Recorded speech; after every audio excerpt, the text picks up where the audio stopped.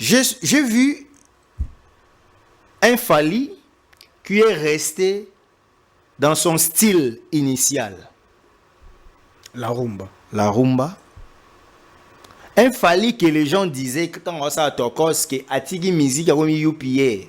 J'ai entendu un Ferré qui s'est proclamé l'impérateur de la rumba, qui nous a dit ici que le marché français a bien voté. Lui, il préfère d'abord Andy Mamanambo Kanaï, mais à petit style où il y a Libanda ya rumba. Entre Fally et Ferré, qui est revers. On a compris que Ferré, avec on comprend que Fally avait raison de vouloir faire et la rumba et les autres styles musicaux pour expandre la musique. Parce que un bon musicien n'est pas seulement celui qui fait la rumba. Il y a Johnny Hallyday à Ebi Rumba. Surtout Barra et Johnny Hallyday à faux musicien. Pour Nabagolois, on dirait qu'on a un bon musicien, qu'on a un bon chanteur, il faut ça la kaka rumba. Parce qu'on ngingo et kangi bango moko parce que ça va faire 5 ans on va faire comme on meka ko bima rumba. Ou bien on va mettre zouk moi ben rumba trap. Ça c'est de la rumba. Ouais, ya zouk. Les gens ont compris que Fally Ipupa aibi mambo sala. Ferré aibi mambo sala te. C'est quoi o asali wana? Ils a asali inconsciemment ou comment? Donc en fait, ils ont le roi Bayelio et Loko, Bayelio Nzembo, Bacheo na ngona munoko, ba enregistrons le roi perroquet Yosko interprété. Dans faire abim le roi perroquet. Pour Nzembo wana, ce qui y est muta koma ki ngalinga changwa mo ilizwa te. Amour rêvé. Toi amour des rêves. D'accord. Ou soit tu as un momo, oui, l'Obama trotté et il y a une communauté. Peut-être.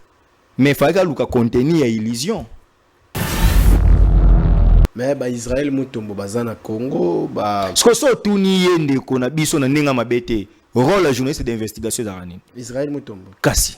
Ayebite. Jute jour yamba etuna enanu. Botiki no mamba polémique.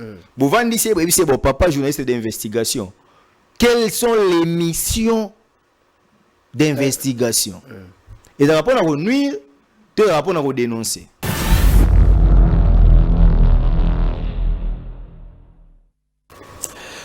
Nous sommes le 5 mai 2025 et aujourd'hui nous allons réfléchir sur cela. Bandeko, journaliste, il y a République démocratique du Congo, il y a Bango, moi activité quelque part et pour nous dédier également la présidente de la République Félix Antoine Tshisekedi pendant bokonzi nae bandekopé ba témoigner moi malamu mingi pona ndeko le monsieur le président de la République démocratique du Congo monsieur Félix Antoine Tshisekedi. Bon, on va réfléchir à nakati ya émission na bino zone rouge bobo sanate zone rouge ezali zone ya turbulence Robeta Masolo, il y a le temps Masolo, il y a amour illusoire avec Jésus de Nuance, Ferregola et Fally Ipupa. On va essayer un peu de réfléchir sur test Nabango, sur musique Nabango, Torosolo la Masolo et à la Dôme de Paris parce que Kalamingite a hérité Watanabe, il faut akende ko répondre na rendez-vous au apesaki bandeko ya Europe que Arozala Nabango wana. Donc mesdames et messieurs fidèles téléspectateurs, bienvenue na Congo Buzz Télévision et un grand merci na bandeko bazolanda biso na côté ya YouTube Niveau TV. Ya honte bon de la rabino bo s'abonner massivement na Niveau TV côté ni nango mon anondi premier le garçon préféré. Voilà, invité de cet après-midi, c'est parmi les invités de marque, invités fidèles. Il y a plateau Nabino Zone Rouge. Nous avons fait appel encore une fois de plus au maître avocat, maître Steve Kambanga Yende Toko Meka Kosololane sur Yango Makambango. Alors, on va ouvrir le champ pour recevoir maître Steve. Mbote, maître. Mbote Ndekonondi. Très bien habillé, maître. Merci. Vous êtes élégant, maître. L'essentiel, c'est les fonds, en fait. La forme importe peu. Non, les fonds c'est mieux. Les gens ne peuvent pas seulement rester là pour voir comment je me suis habillé. Les gens ont besoin de ce que je peux donner en fait. Mais oui, qui habillement peut bien. Oui, la forme. Donc, il y a un principe dans l'éthique et déontologie. Il y a des professionnels, donc des avocats, magistrats et fonctionnaires internationaux. Même éthique et déontologie, il y a des corps des médias et la forme est aussi intéressante à fond quoi. Donc, on appelle aspect physique et quand il ben na client, déjà que c'est un monsieur bien. Asa aisé et puis il peut quand même faire un dossier sérieux. Tu peux être trop intelligent, mais quand tu n'inspires pas ce que tu as, il a moi passé. Ce que tu as bana bafuna bakasa vous bandal to banda ben en visa. Donc cela ti bien vous avez un visa vous allez considérer. Donc mais moi j'aime pas parler à matériel. J'aime vraiment plus parler à fond. Fond rendre important. D'accord. Alors, Maître Steve, rendez-vous, il y a artiste Belé. Ok. Artiste Belé, Obeta, notamment Soleil Wanga, Obeta le 21, na place d'Italie, 3e art, kuna na Paris, on est à Combo salle, place d'Italie, 3e art. Donc, na France, kuna au Kenya, orchestre Mobimba, et aux ala le 21 juin 2025. Ferregola Ozala na UNG le 7, le 7 juin 2025. Et puis, on est à côté, il y a Bruxelles et Robino Mundibu à Ozala na Théâtre de gymnase Maribel, le même 7 mai à Obetasiko na Paris. Héritier Watanabe Azana la Dôme de Paris, vous êtes le 24 oyo. Alors, poto kende mingete parce que date est belé nous rappelant tout au long de cette émission. On va essayer de tirer seulement Héritier Watanabe dans l'eau pour yeza récent. Donc il y a Yezobeta Makala mingete, après on va essayer de nager. Mais avant tout, c'est depuis 1993 que UNESCO a publié sur la liberté d'expression de la presse et tout ça. Mais moi je mérite tout sur la sur Nandengi na biso ya mboka ya Congo. Est-ce que okoki un peu ko parler biso d'abord parce que bande ko bota la biso baye ba journée mondiale ya liberté d'expression, journée de la presse ils a vraiment né.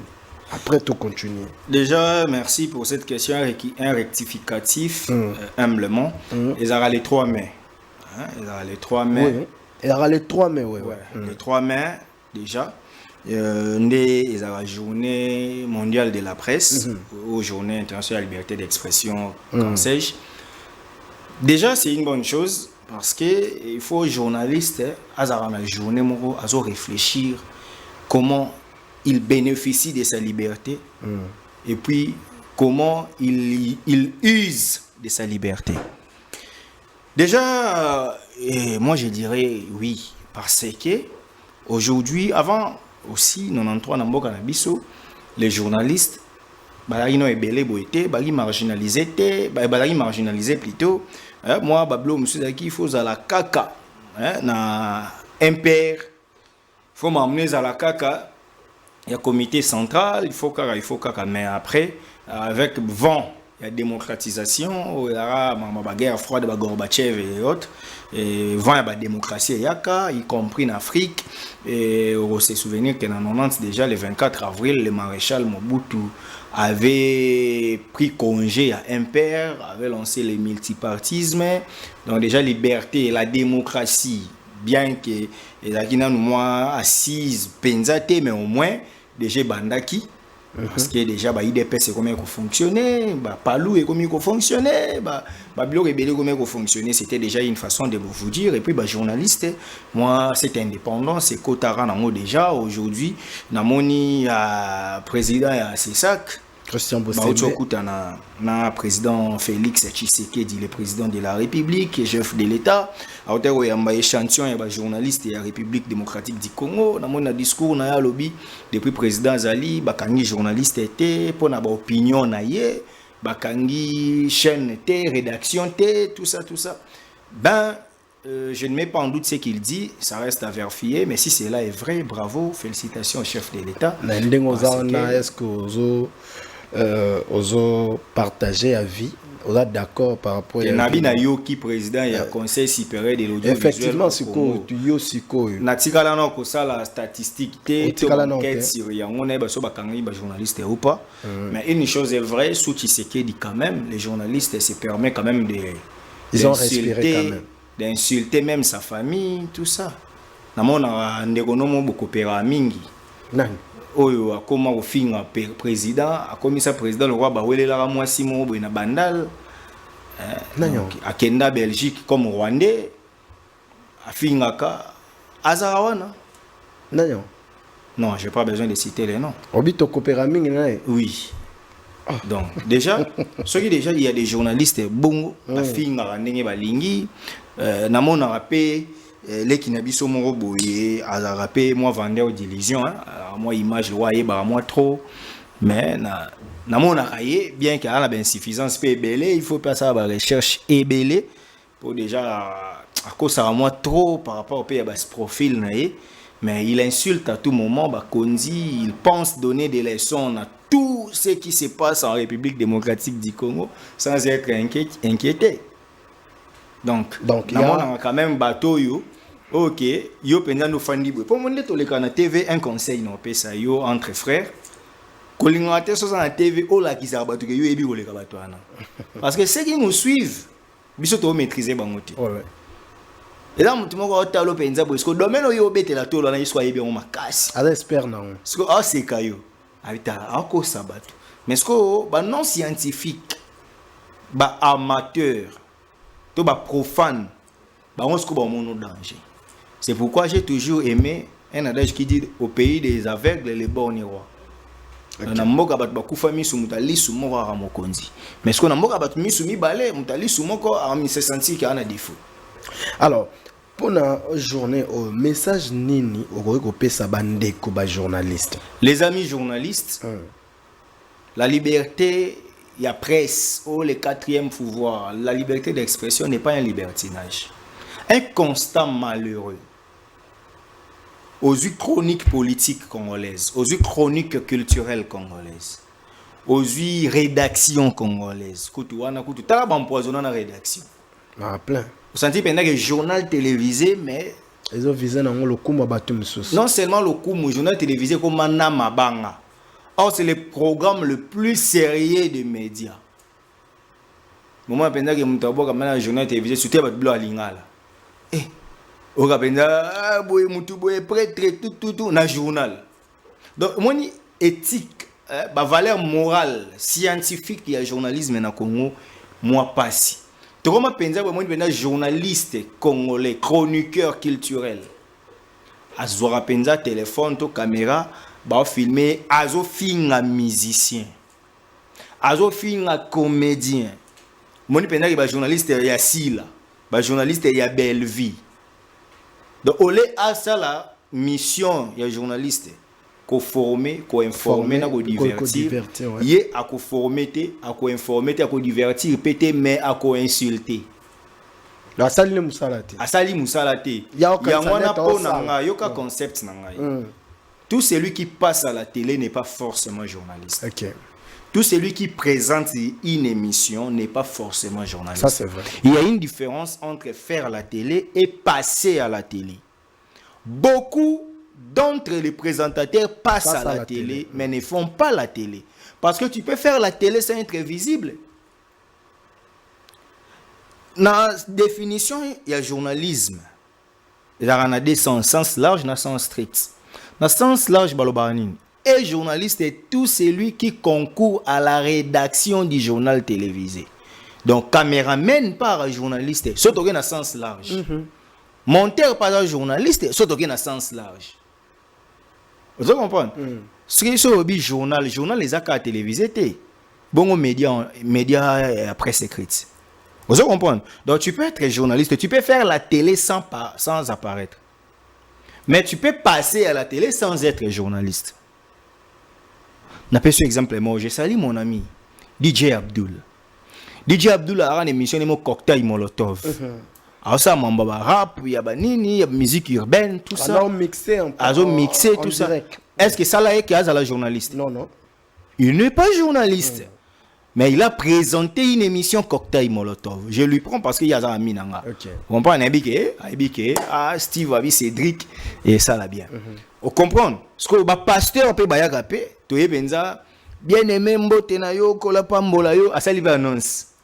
À TIP, à ça il des annonces. Est-ce que c'est un journaliste? Même pas. Mais un journaliste a qu'on préféré qu'on a la rédaction, qu'on a la reporter, qu'on a la documentariste, qu'on a la présentateur, à cause de la chroniqueur, parce que aussi certains musiciens qui ça bâtonnerait que qu'on a la chroniqueur et qu'on a la zoba.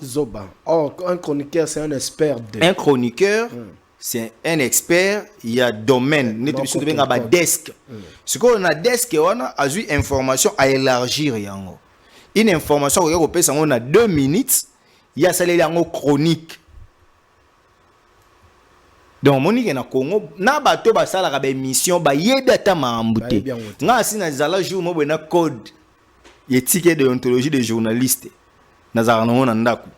Na tambola na ngo ezara en 2016 17 je crois. J'ai un peu azara na ye azara pe. Ape na tendance mo finga ape bato. So to kutana na ye to solo la maître ndeni amoninga na ngabando otanga. Amoni o mikanga na kati amoni kete ezara abizinga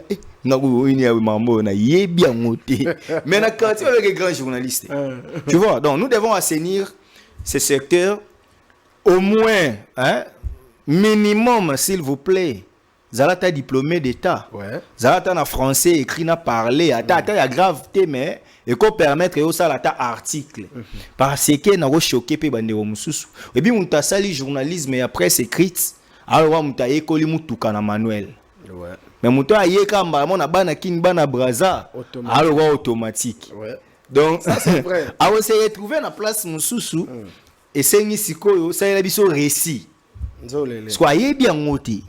À se retrouver na place mon boy bisie c'est la biso commentaire, c'est ce papier de fond pour passer la commentaire en off. Aïe bien ngoti. Dans les longs Congo on dirait que journaliste pour la Congo presse il faut l'écran la TV il faut dans mon makasi. Yo un journaliste toi kimia bonne. Donc on dirait ce que zo ba vérité to ovandi kimia osaka musa no za bienté et puis ba elle so ba ki c'est le mot ya lukuta journaliste d'investigation.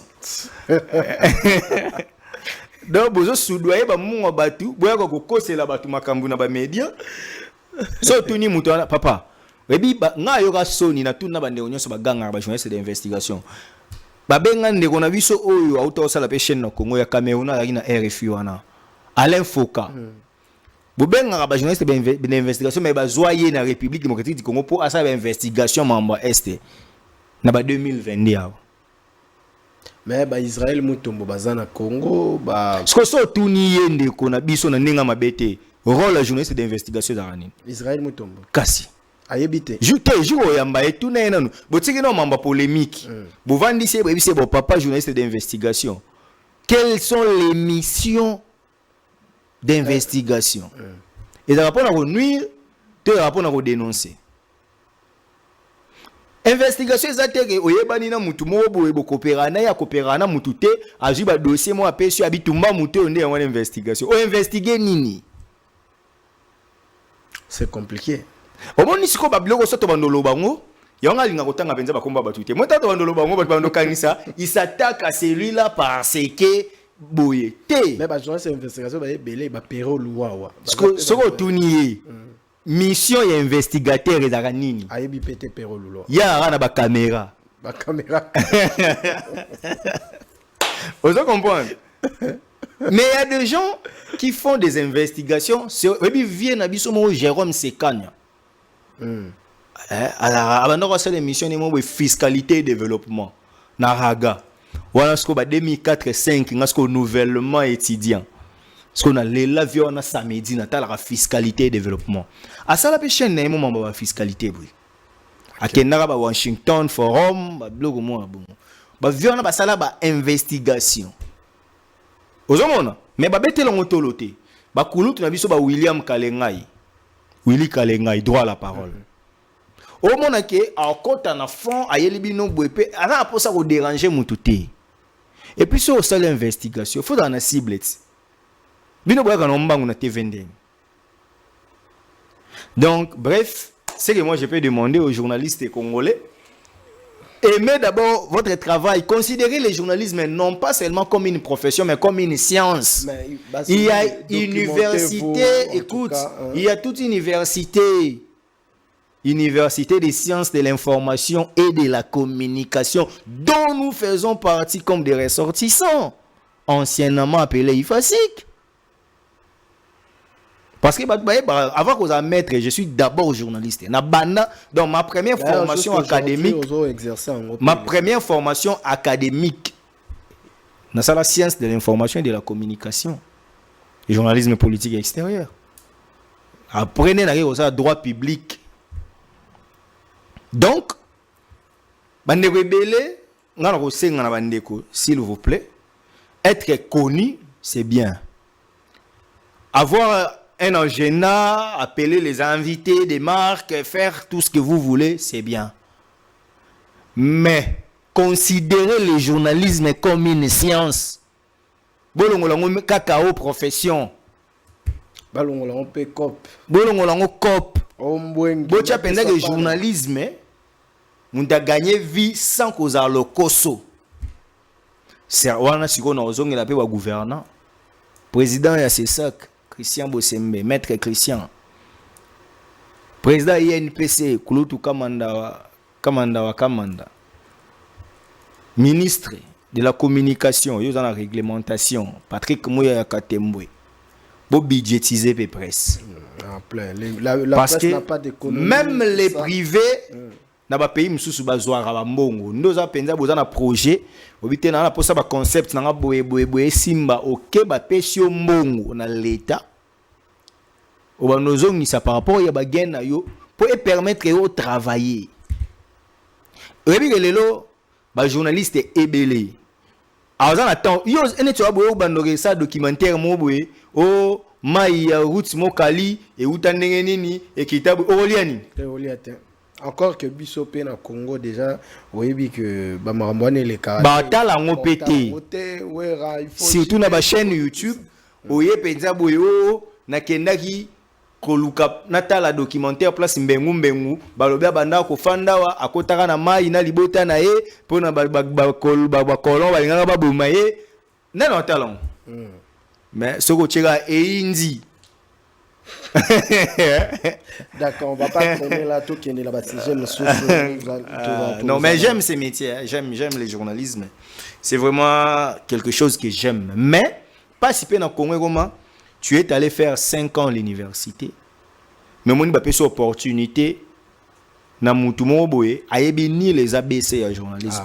Sur retourner attaque à la question des références et d'ara combien chapeau d'ara nini commentaire d'ara nini et puis ba question ba kabola onde nini ne fils que ba question na mutayebité. D'accord, maître. On va comprendre tout qu'il est rapidement dans deuxième sujet na biso. On va prendre on va essayer d'analyser sur les chansons sortant. Oyo Ferrego la hôtel Kobimisa Amour illusoire et puis Fali Abimisi le temps to bande ozelango ba gaulois na ba mélomane ya la bonne musique ba zeleli illusoire ba warriors na ba mélomane la bonne musique ba zeleli le temps. Question zaboyi ya liboso, est-ce que oyoki banzembo wana nyeso mibale na yoki oyoki. Ok. Faut n'aller pas ya manga quand même. D'accord. Tu vas réfléchir sur yango malembe. Ok. D'abord en termes de musique, réflexion nos années, analyse non musicalement, pas de test et tout ça dans dengue ya musique. Non linga tout ça nous le voit échanger. Pour ne bien moto comme on biso ba poser biso ba question bon yo bitso pour la monde qui les kelinga tout ça nous le voit échange. Olobi tout ça l'analyse mélodique, analyse musicale. Musique est l'art de combiner les sons d'une manière agréable à l'oreille. Mais on dirait balongo la moté. Comment l'art de combiner les sons? Hein?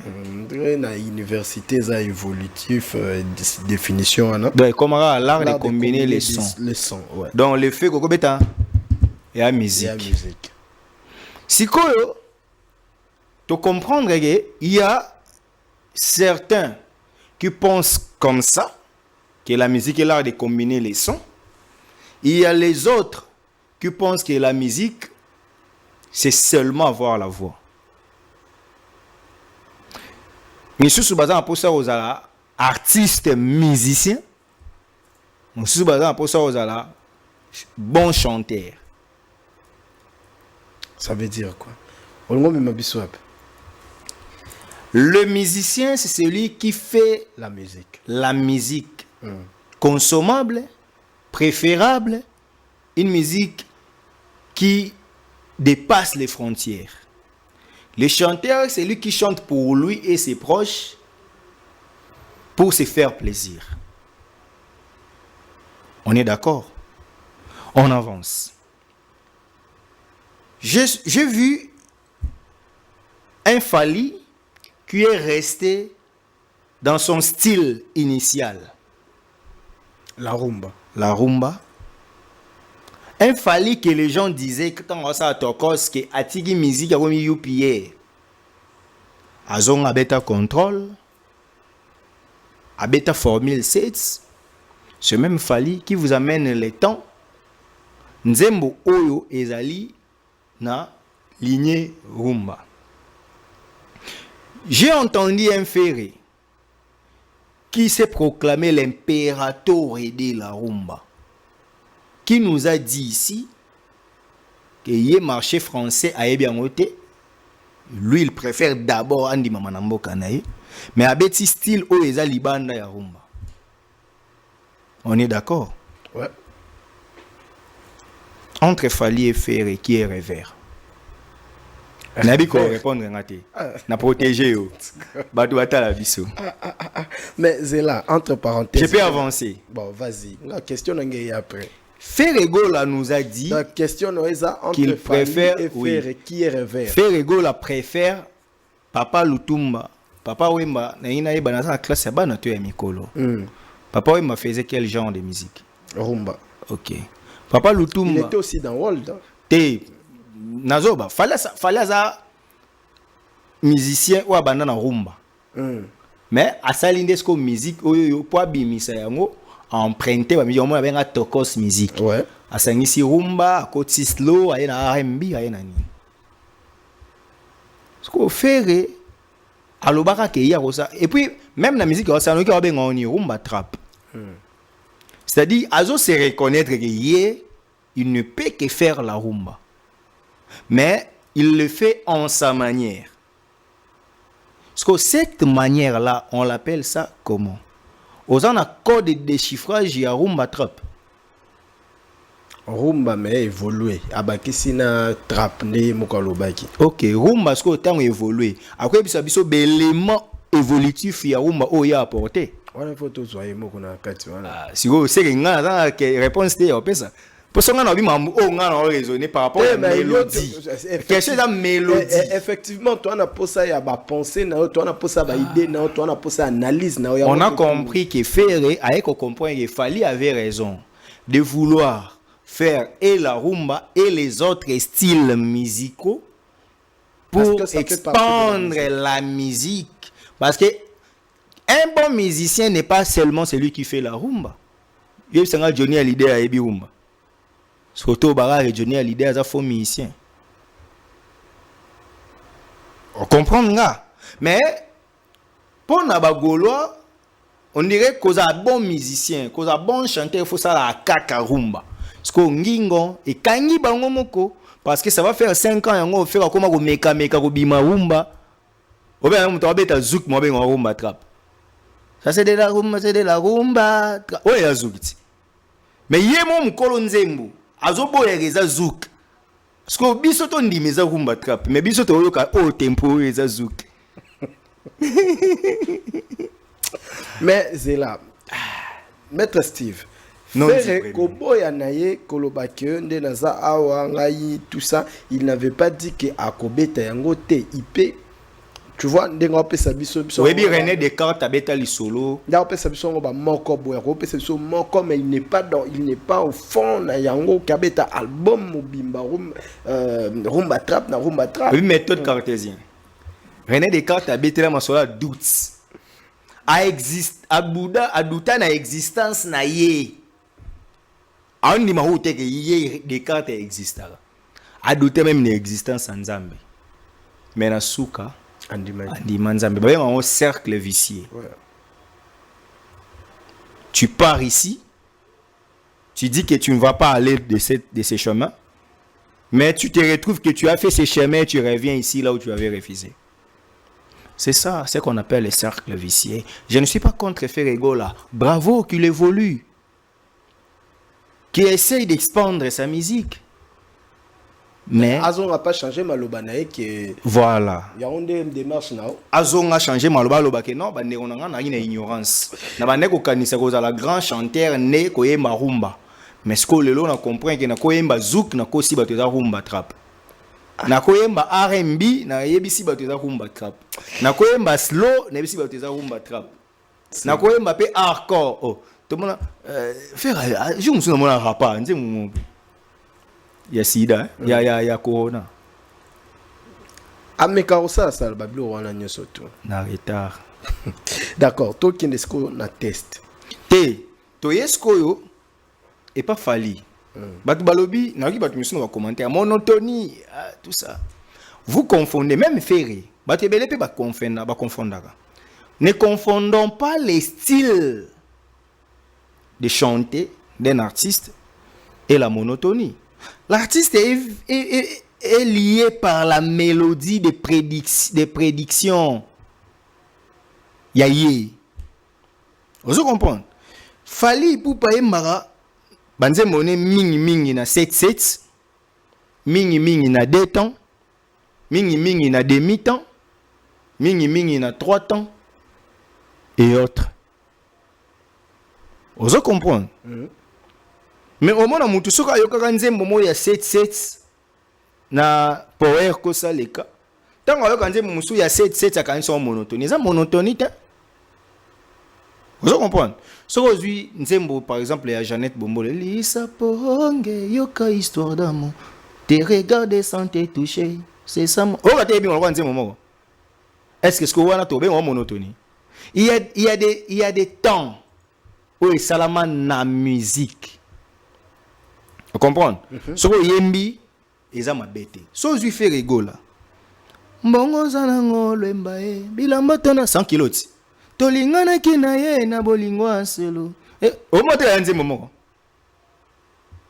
Parce que pour nini ya ye e ozala monotonité, mais soko yoki nzembo ya le temps oyoki ngo lo nzembo moko ya fali ya kala, obi eza monotonie.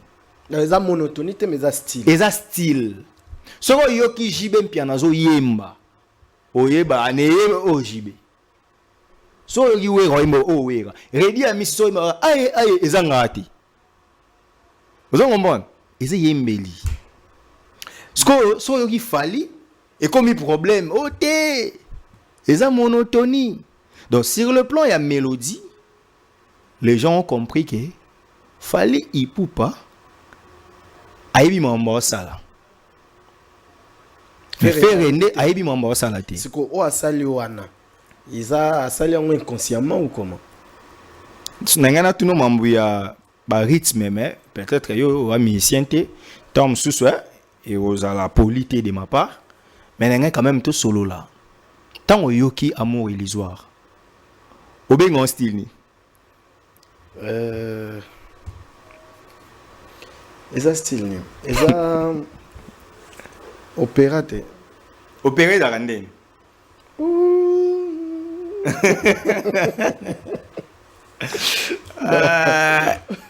Oui, opéré à la musique populaire te.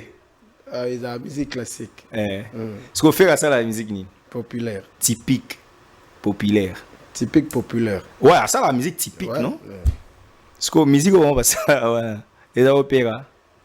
Mais où va ça li wana ndesuko. Ce que il n'avait pas besoin de produire ça commercialisant il fallait que na Wallonie Bruxelles là wa abengi Néonangai Charlie Mabila. On a pas vraiment n'empêche pas bimisa yango. Est-ce qu'il faut bimisa yango te?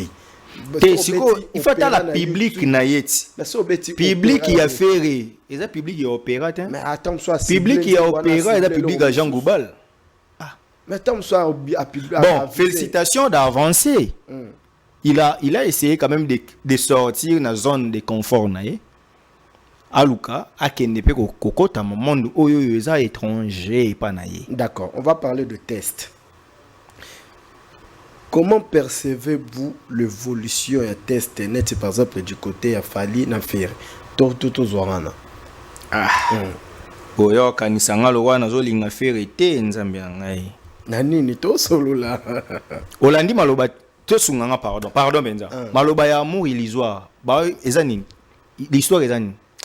Il parle d'un amour à dessiner, amour moro boa raisonnarango, banene tout ça, bilo moindengwana et un amour rêvé. Rêvé en fait, yangwana. Alors qu'il parle d'un amour illusoire. Différence c'est ça? Ouais. Différence il y a illusoire est sorti de l'illusion. Illusion c'est donner l'image que tu n'as pas. Quand on dit que tu es vendeur d'illusion, c'est-à-dire oko sabatu profil oyozana moti. Mais c'est pas ça. Normalement, contenu nzembo na ye. Pour nzembo neza le titre na contenu ça et balanité. Libanda. Jiba imba Germain Dots. Abi amour ça abi ni. L'amour est le que ça m'a pas n'avancer na porte na abeta li solo yake ame promena na lokotaki la photo d'un jeune très sympa. J'avais bien voulu que Joango asekisanga photo ezalaka sur des pemiwete ordinateur nzambe par la prière et pesa kinga identité. Vous comprenez? C'est-à-dire amour rêvé en wana. Vous comprenez? Et ça, amour au mutabane ko rêve ngo par hasard akuta na mutu. Mais comme illusion d'en.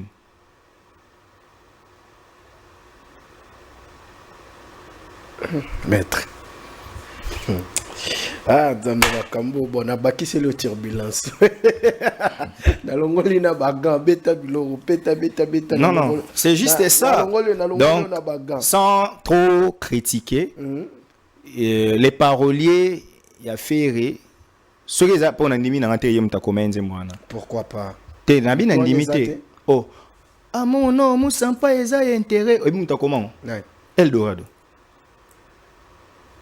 est-ce que la qui se réfère à Ebo Komate Kokomanzembo yosko lobi Kokomanzembo modèle wana ndimi te na bi n'andimité que yem ta komen mais pourquoi pas kokiko parce que ferré aza à travers na ba parolier comme les autres artistes il fallait pour pas travailler na ba parolier comme bato ba échapper même ce que travailler na ba parolier selon bango moko redi a mi saloba ye penza banzembo ne mingi akoma ngoye moko ye da ba nyonso akoma ngoye moko eza facilité ba manda chante bandima ba travailler na ba parolier JB Mpiana travailler na ba parolier we ranson na travailler na ba parolier eza faiblesse té pourtant msunde na lobi bongo lingo kansa na dimné problème exact je suis sûr que nzembo na somba kiango OK mais ba aider était contenu na contenant et balanité.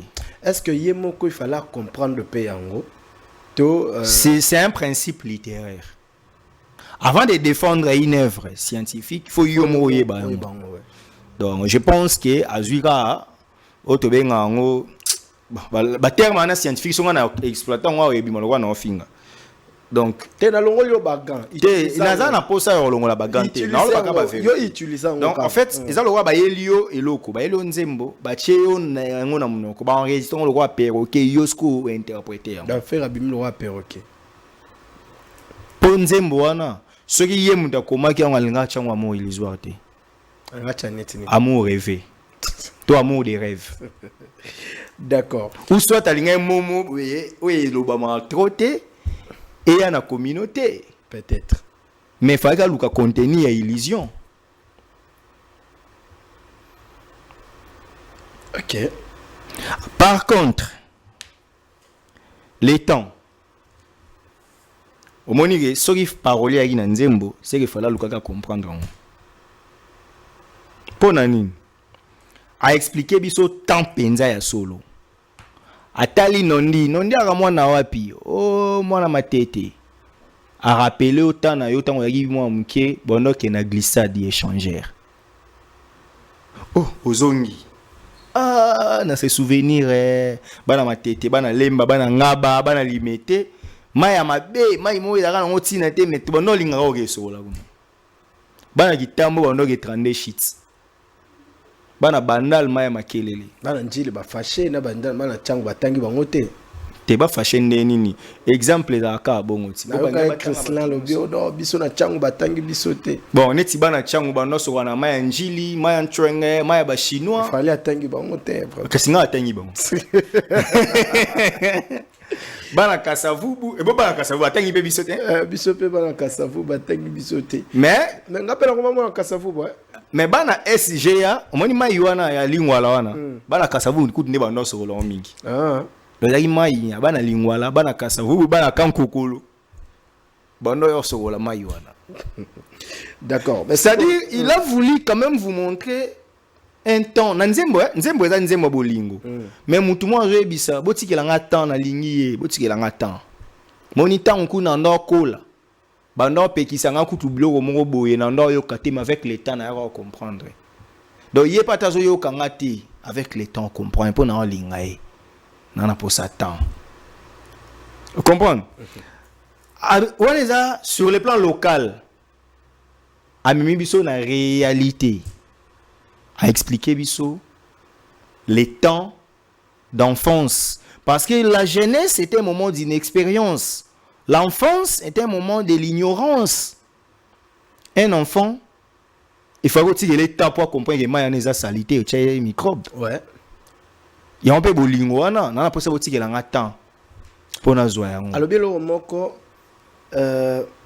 sur une absence lobby, l'absence de choix. Abi, l'absence de choix est un mauvais choix. C'est-à-dire, tout le monde doit porter un choix sur quelque chose. Parce que si ça les choix, aux victimes, on ne se va imposer. C'est ça les mauvais choix. D'accord, tu viens chez moi, on dit bala melonine, on ne se va lamba. Boso bala melio, webi nzaula. Nzaula neni. Okutira bilo mobu webi onte. Obandu obanga. Obi no se rappeler la likambo bala mela biso Thompson Moroboe. Wana na Angola na province Moroboe na Saorim. Bala mela biso Thompson on se ko balambi onde bangolais balambaka. Omoni sauce à tomate. Basali tomate ya pamba. Ba beti en tomate mbuma, ba beti komi poto. Ba chango na moto e chauffer ka moke. Yango na se ko na Thompson ba kalinga na fufu. Bango toliango en famille vraiment ba oliango na petit ngai sikoyo. Tozaka na gabana basele. Tozolia bientôt. Donc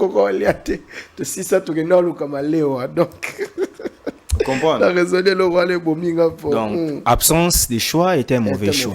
Donc il faut savoir faire les choix. Okay. Donc au monique nanzembo et bakisela mutu réflexion. Allons na Congo apesi binusko be exemple ya Libanda. Ngatanga na école catholique. Bon, ils ont une école catholique, mais quand tu es dans une bonne école, ils ont un punition, mais les lots, ils ont dérangé, ils ont punition, ils ont roman. Ils ont pendant 3 jours, ça la synthèse. Place na William Shakespeare. Mutakoma Roméo et Juliette. Mutakoma Hamlet. C'est un auteur britannique. Obi Leonardo DiCaprio. Film à Liboso oye banisaye. Ils ont Titanic. Ils ont Roméo et Juliette en 1994, sauf erreur de ma part, sorti à film. Sikoyo, n'est-ce pas que ils ont ba mikolo belé ba William Shakespeare te. Ba belé ba ebité. N'est-ce pas que ba comprendre ah William Shakespeare a lobela rapétant. Ba lukis ko ba yeba Shakespeare aza nani. Na loba pa na yo awa.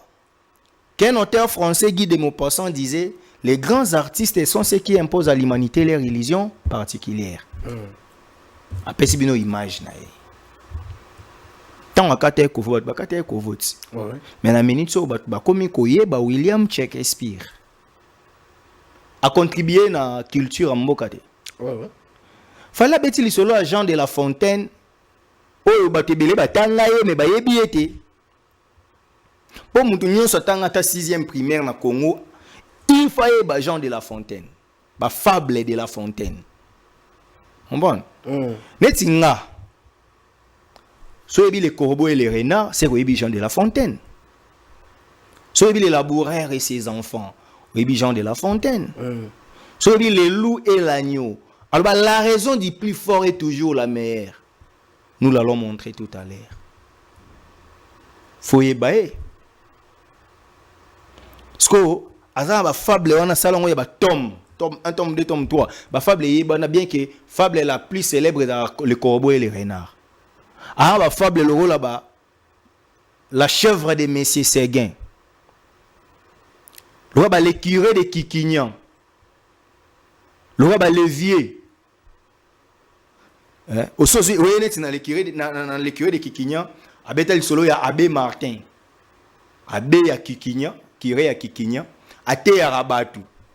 Aïbi ke ba kendara lola. Akufi ya Kabisi Nzambe, bala kisaye bandiminae. Bakena lola bazati. Bakena purgatoire bazati. Bakena life la kuti ba. Ozomona, parce que maman bato batanga, wana tiboye pour na jupe temps pour na yo cette émission ba mettre aluka se cultiver té. Ya maman na yebi. Mais sauf que na banda ko komana si o yebi ke na posa ko tolobela mambo diplôme té que na auto na daki moi concentré na ba maman nga mo boye donc moi na ba médias za kiti. Na si c'est vendredi, on moni le lundi na émission. Gloire à Dieu et les cas qui bien. So jusqu'au na ba fable a beta ba masolo neti ya ba. Voici ce que l'on gagne en vouloir rester libre. Mais c'est Séguin avec sa chèvre. Vous comprenez? Parce que Jean de La Fontaine, Jean de la Bruyère, Bazaba, l'un des 5 auteurs français célèbres il y a 17e siècle. Vous comprenez? Baza, 2 des 5 auteurs célèbres il y a 17e siècle. Il y a un moment dans la fable de La Fontaine où il y a école buissonnière, où tu as 2e secondaire, pour au gré des vagues. Alors, la racine de la bruyère boit l'eau de La Fontaine Molière.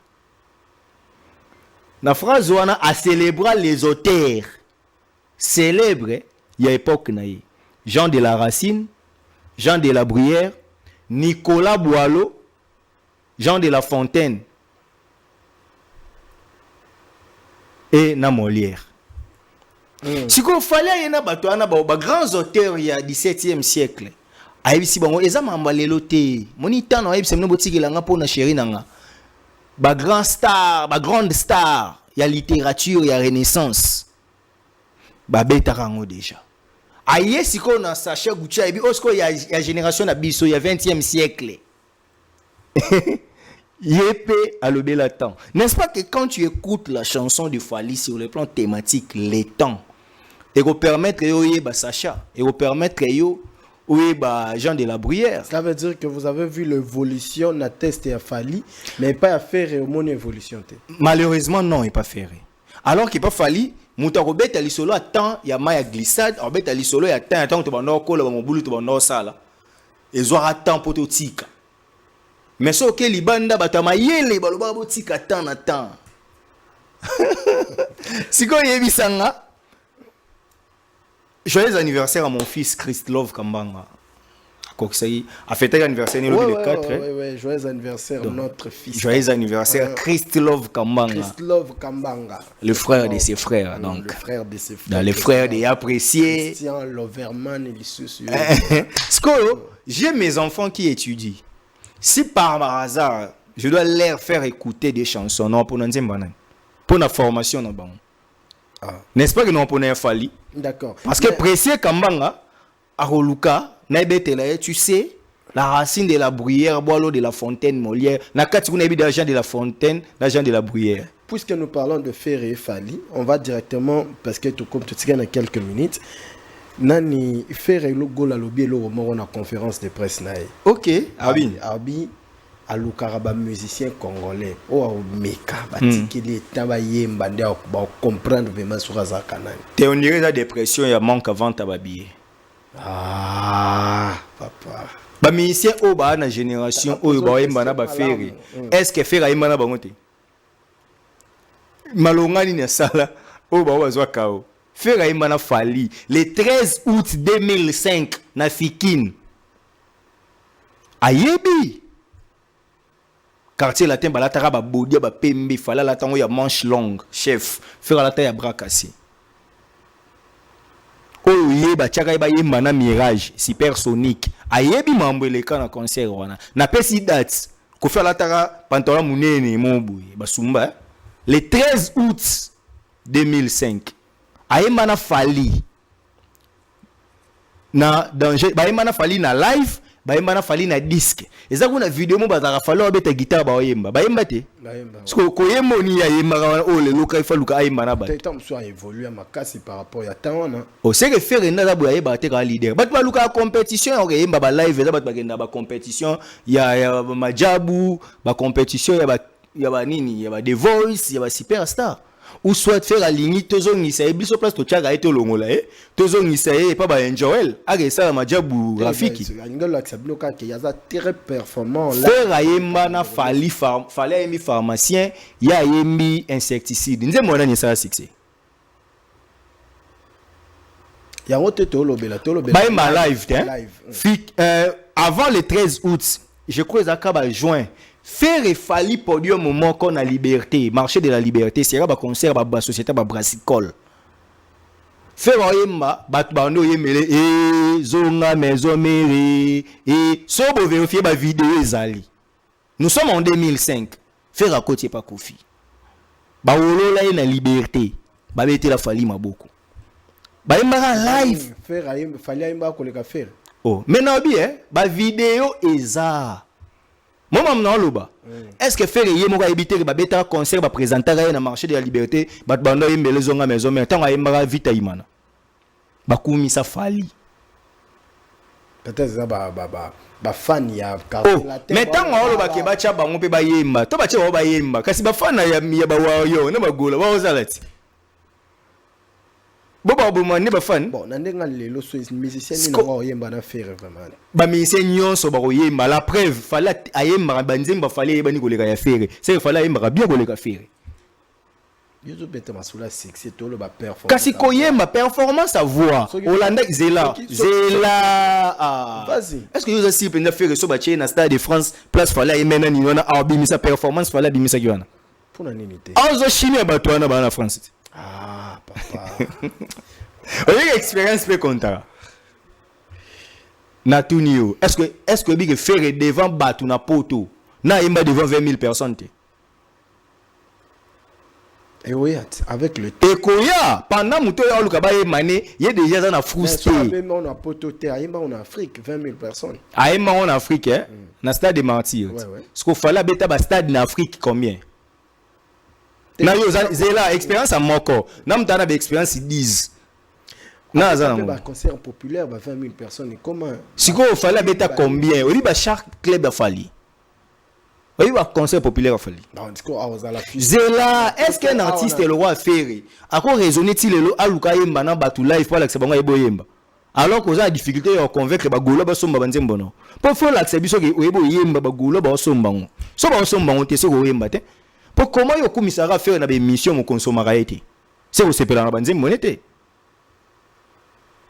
mais so moni ba wa yo talaka banzembo tango ebimaki tala banzembo faire ebima un jour avant mais le côté YouTube tala ba vie consommation ya Fali tala ya faire on comprend que banzembo Fali déjà bien pour yango ndem te doté kama.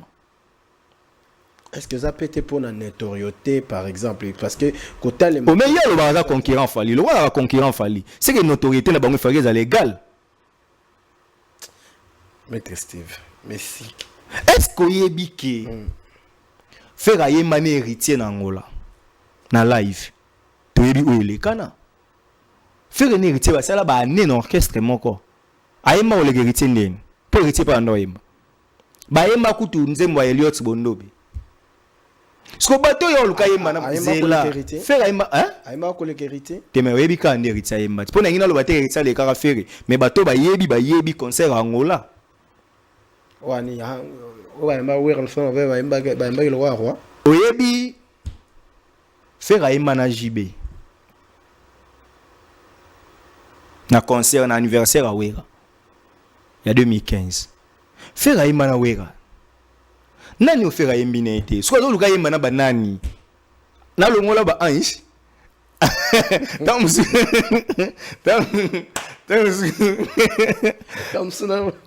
faire ayemba akoma ando yemba banzembo wa ba choral mobile pour na yo faire ego les acquis dépression ba biais en fait il voulait créer une actualité ça qui va lobela peut-être quoi attirer bat basomba ba biais mais soit qui actualité t'es 18 hein na Cameroun de yotuninga mais 18 hein d'accord on va parler rapidement à Dom de Paris aussi ça hein billetterie ezo kendete OK Bas Spiritas, on ne sait pas qu'est-ce qui se passe, mais bientôt l'héritage au bêta, dans 2 semaines. Okay. La Dom, je crois qu'ils vont voyager le 15. Pour les 11, les 11 hein, entre le 11 ou les 12, on a un concert à Kinshasa. Et puis, voilà.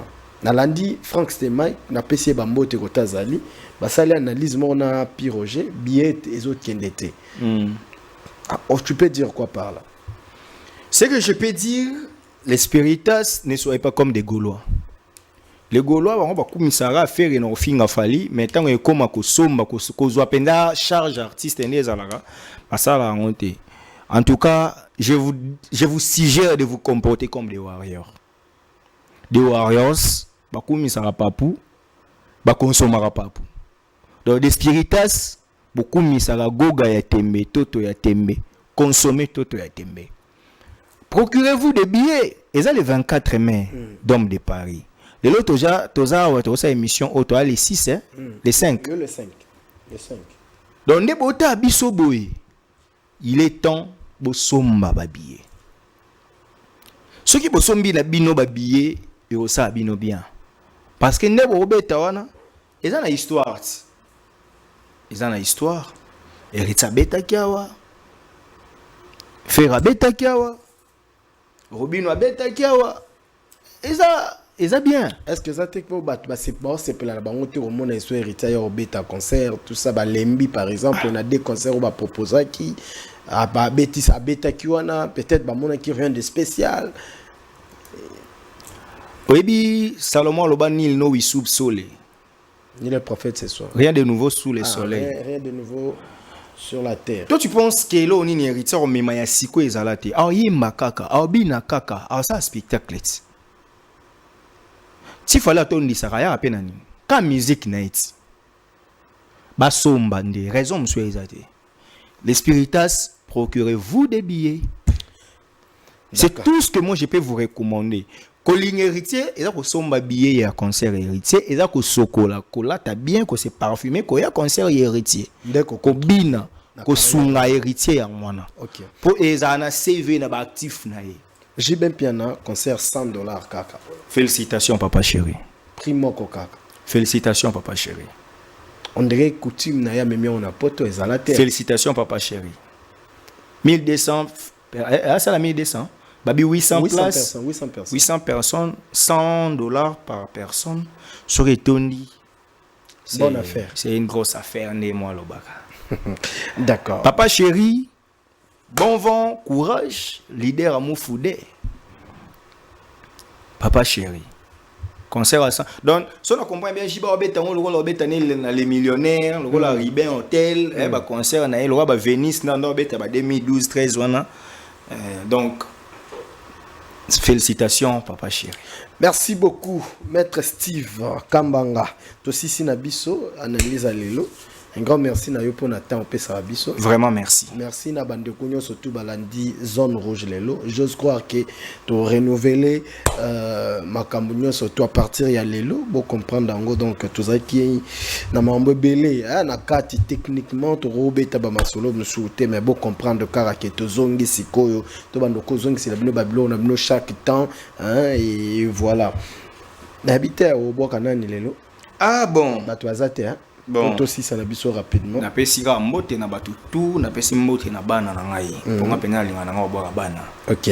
Précieux Kambanga Christ Love Kambanga donc les propriétaires de l'anniversaire Shadai Kambanga qui nakula big dédicace à maman Bobette Nzita donc mbote na batu tout oyo balandaka biso.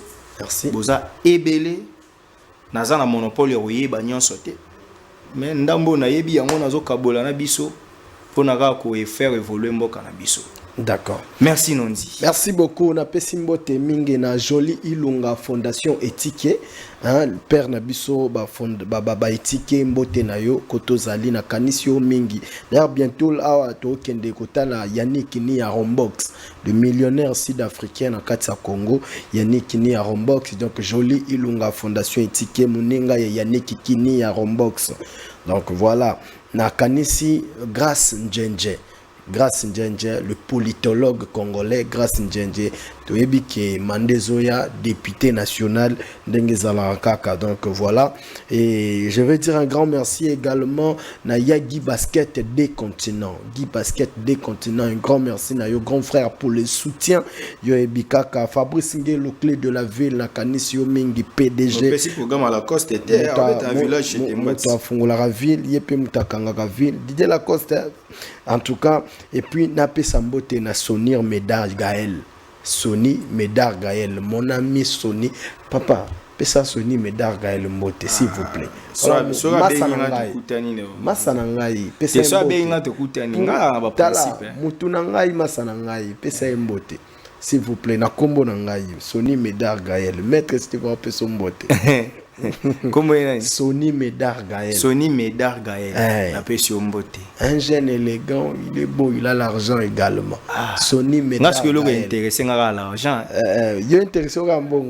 Comme tu ça OK. Sony Médard Gaël. On a témoigné. Problème exact, Sony Médard Gaël. Et puis voilà, merci beaucoup na Jordi Kalonda pour l'espace. Un grand rester connecté sur Congo Buzz Télévision. Et puis, bah, tu vois, sur la chaîne YouTube Niveau TV pour partager des éléments. Et il y a Odilon Mampouya, boutique, exemple à suivre. Odilon Mampouya, grand frère. Bruxelles, Kinshasa, exemple à suivre. Na Willery, toujours. En tout cas, surtout Koutani, Rosala, bien, Boero, Somba, Bilamba, bien. Et pas maison, exemple à suivre. Il y a Odilon Mampouya. Na PC Mbote Belé. Prochainement, ciao, Zone Rouge.